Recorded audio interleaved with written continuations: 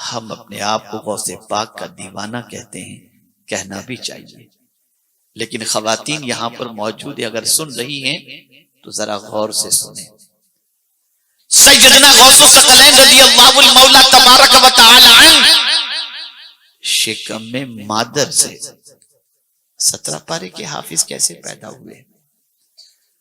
کوئی اندر یاد کرانے تو نہیں گیا تھا نا، لیکن ایک ماں نے پیغام دیا، ایک ماں نے درس دیا کہ بچہ جب تمہارے شکم کے اندر پرورش پا رہا ہو، اس وقت اگر تم تلاوت کرو گی نا تو تمہاری قرآن کی تلاوت کا اثر تمہارے شکم میں پرورش پانے والے بچے پر ضرور یہ اثر ہوگا۔ غوث پاک نے ماں سے قرآن ماں کے پیٹ میں رہ کر کے سنا تو 17 پارے کے حافظ پیدا ہوئے۔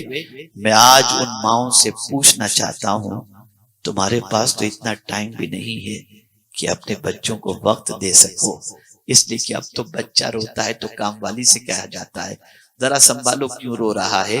اور بعض سرمایہ دار اور دنیاوی تعلیم یافتہ بچیاں تو اگر ان کے گھر بچہ ہو گیا تو راستہ چلیں گی تو بچے کو کام والی کے ساتھ کر کے اس طرح سے چلیں گی کہ بچہ غلطی سے بھی امی کہہ کر نہ پکارے، ورنہ وہ کنواری نہیں سمجھی جائے گی، شادی شدہ سمجھی جائے گی۔ یہ دور ہے۔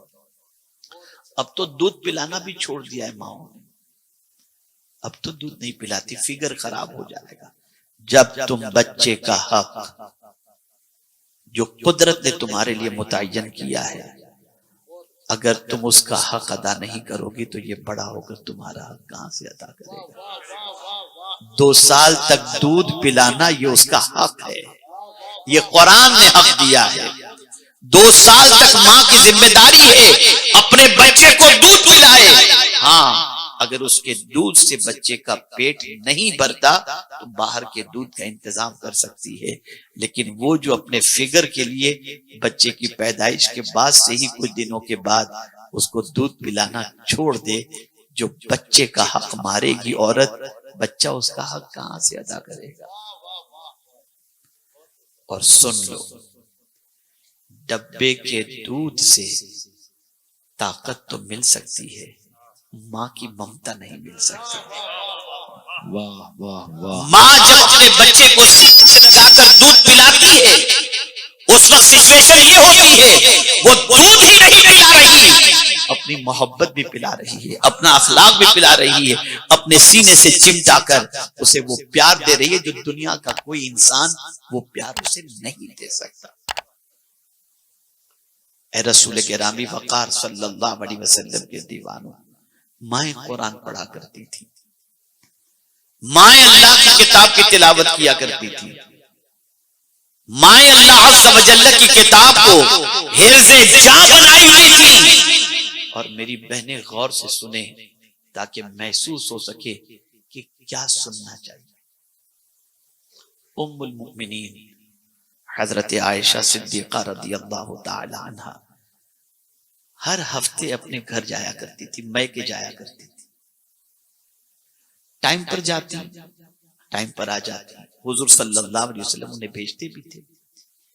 ایک مرتبہ ام المؤمنین حضرت عائشہ صدیقہ رضی اللہ تعالی عنہ کو آنے میں تاخیر ہوئی، گئی تھی اپنے ابا کے گھر، آنے میں لیٹ ہو گئی، سرکار تشویش میں کیا بات ہے ابھی تک حمیرہ نہیں آئی۔ حضور پیار سے ام المؤمنین حضرت عائشہ صدیقہ رضی اللہ تعالی عنہ کو حمیرہ کہا کرتے تھے۔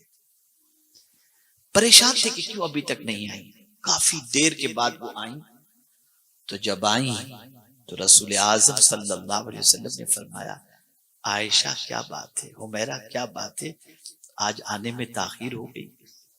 عرض کرتی حضور وقت ہی پر نکلی تھی، وقت ہی پر نکلی تھی، جیسے ہمیشہ نکلتی ہوں، لیکن جب آپ کی مسجد کے قریب سے میں گزری تو مسجد سے کسی کی قرآن کی تلاوت کی آواز آئی، اور وہ قرآن اس طرح سے پڑھ رہے تھے کہ میرے پیر وہی جم گئے، اور میں قرآن سننے میں ڈوب گئی، مجھے پتہ ہی نہیں چلا کتنا وقت گزر گیا۔ پھر خیال آیا تو میں آ گئی۔ سرکار نے فرمایا، وہ میرا بتاؤ کون پڑھ رہے تھے جانتے ہو؟ کہا نہیں حضور جانتی تو نہیں، لیکن بہت اچھی آواز تھی، بہت اچھے انداز میں قرآن پڑھ رہے تھے۔ سرکار صلی اللہ علیہ وسلم گئے اور جا کر دیکھا تو قرآن پڑھنے والے غلام تھے، حضرت سالم رضی اللہ تعالی عنہ، وہ تلاوت کر رہے تھے۔ آپ ذرا سوچیں، پہلے کی خواتین قرآن سننے کے لیے رک جاتی تھی، اور آج قرآن چل رہا ہو تو خواتین کہتی ہیں بند کرو، کوئی سیریل لگا دو۔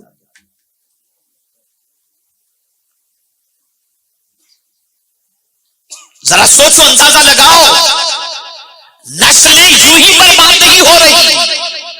نسلوں کی بربادی کی وجہ وہ جڑ خراب ہو گئی ہے جہاں سے بچوں کا جنم ہوتا ہے، اور وہ درخت کی جڑ برباد ہو گئی جہاں سے بچے بگڑتے ہوئے نکل رہے ہیں۔ اور یہی وجہ ہے کہ دنیا کے اندر جتنی بھی بے حیائی کو فروغ دیا جاتا ہے، اس کے لیے جن کی فوٹو کا استعمال ہوتا ہے وہ مرد کا نہیں، عورتوں کا استعمال ہوتا ہے۔